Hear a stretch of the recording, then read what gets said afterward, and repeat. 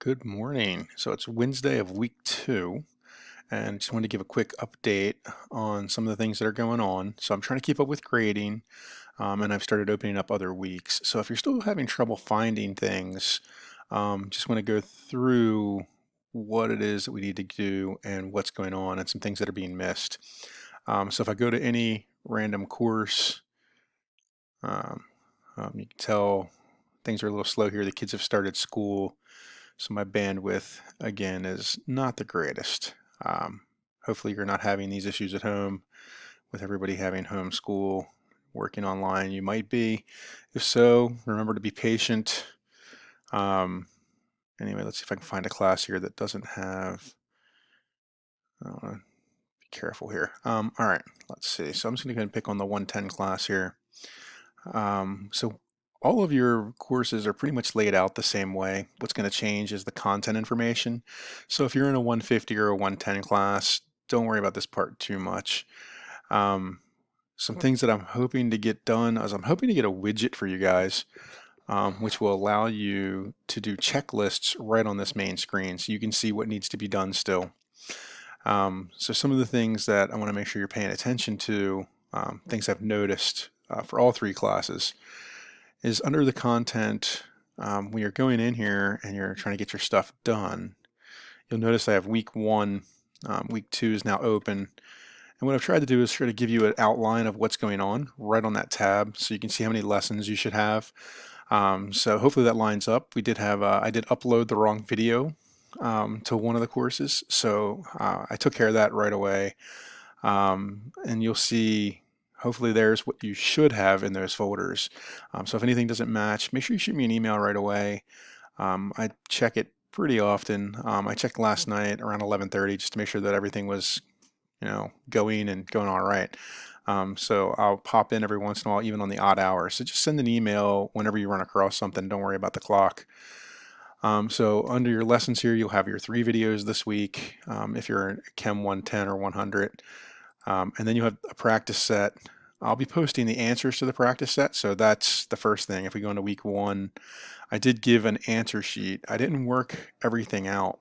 So if you go under the lessons, you have all that stuff, and then under the practice set, there's now 2 PowerPoints. One is the original work, and then I also provided one with the answers, and it's going to probably take a while to load again because my bandwidth, but that's going to pop up and have the answers with it. Now it's just the answer in most cases.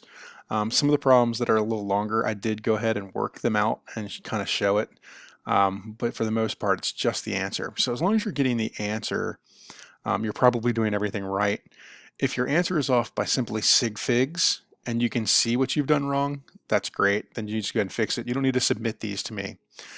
If you're totally off and your answer is not even close to what the answer is on the slide for the answers, that's when you want to reach out to me and make sure you're getting in touch with me. Unless, of course, again, if you can see what you did wrong, so if you divided by density when you were supposed to multiply and you know that's what you did, then that's fine, as long as you're fixing it and you know what you're doing wrong. If you're looking at it and you don't know how I got my answer, that's where we have the issues. And that's when you need to get into touch with me and figure out some times that we can get together and we'll go through the problems. So now this week is our first week where you have a quiz. Now for the quizzes, when you take the quiz, your answer has to be exactly like mine or it gives you 0 points. So when you first take your quiz, it's going to self-correct. And if you did everything perfect, then that's great for you guys. You'll see 20 out of 20 and you'll be like, yay.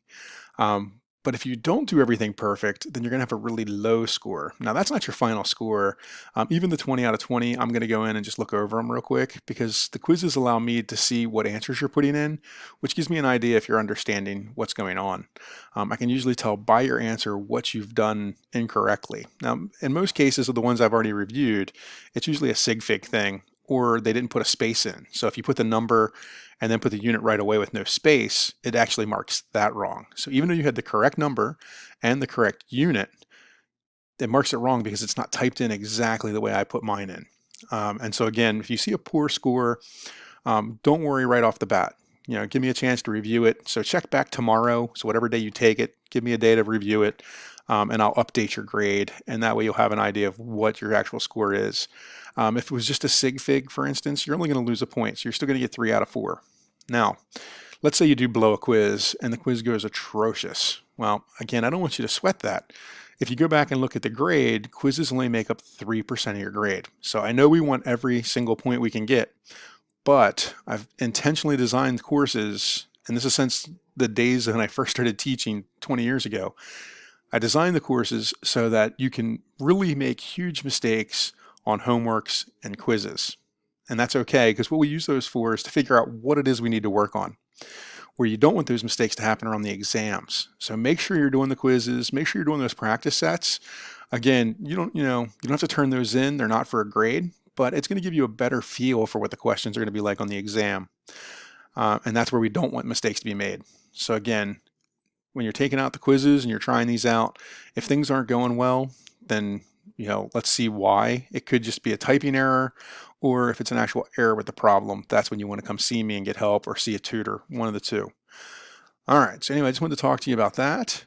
And the other thing I wanted to point out were the discussion boards. And I'm not going to open up a discussion board here because it's not going to be proper for me to show you people's names, who's done what, especially since this is going to all of my classes. This is not just for the 110, 65, 651 section. But all 4 classes have been guilty of this. And I just want to make sure that you know what you're supposed to be doing. So your very first discussion board was just you. And so you didn't have to respond to anything. So it was just, you got a point for just doing it, right? For just telling me a little bit about you so I can get a feel for what's in my, who's in my class and what the majors are and things of that nature. From there on out, all the other discussion boards we do, there's going to be 3 parts to it. So each one's worth 3 points, which means you need to make an original post, and then you need to give me 2 replies. And then pay attention to the directions as well, because as we change what the discussion board is, it's going to change what I'm asking you to do. So you want to pay attention to that as well. So if we go to week 2, let's see, down here for theirs, let's see, you must answer one of your classmates' questions. So this week for your discussion board, you're supposed to design a question. And some of you have done this already, and the questions are looking pretty good. For others, you want to make sure you're getting to this no later than tomorrow night. Remember that. Okay, so from the week 1, I'm extending the deadline. So if you haven't made 2 replies from week 1 yet, I need you to do that. It was supposed to be done by yesterday. Okay, so some of you are still behind on that, and then that's fine. It's week 1. You're still getting acclimated. I'm not penalizing anybody at this point, but I just want to make sure, since I'm seeing this pattern, that we speak to it and that we get this fixed. Hopefully going forward, it's a little more self-explanatory in the assignment section here. So you can see here, you must come up with a question, then you must answer someone else's question, which means you're going to have to check back every once in a while. Now, I'm not sure how you have your D2L set up, but mine will actually tell me way back at the beginning. So if I go here and I go courses, when I first log into my courses, it's going to tell me how many new discussion posts there are. So you can see if Mr. Carrier is keeping up right now. So here we go. So you can see my 110 class, there's nothing here, but over here, it tells me I have 6 unread discussions. So what I do is I go in and I look at those. I'm keeping up with those for all of you, right? So here are the 4 courses I'm actually teaching. This is a course I'm in, and then, whoops, it's these 4 that I'm teaching, and then I've got 2 empty shells going on, I guess.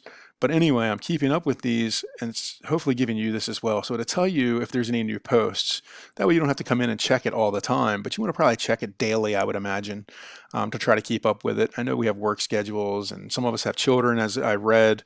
You're in the same boat with me where you have 3 kids at home, sucking down your bandwidth, making life hard. And for them, I also know my wife is home as well. So for us, it's not as bad since we're both home. We can kind of field the kids' questions when it comes to stuff, but they can be taking a lot of your time. So I get that. So if you can't get to it every day, don't sweat it. But you do want to pay attention to that. That way you can make your second posts. So anyway, those are the 2 things I wanted to talk to you about this week. I'll be opening up week 3 probably tomorrow, no later than Friday morning. I want to start getting it open earlier and earlier in the week. Some of you are doing a great job of getting on this stuff early in the week. And I know some of you are just don't want to do it on a Monday, and I get that too. Mondays are sometimes the worst day. But I'm eventually going to have all 15 weeks open. I'd imagine probably by week 8 or 9. the whole semester will be open. Again, I didn't want to overwhelm people with a whole lot of buttons that you have to push. Wanted you to get used to the layout and how I want to do things. I'm also going to be trying to make improvements along the way. So remember, I didn't like design the courses over the summer to fit the online format.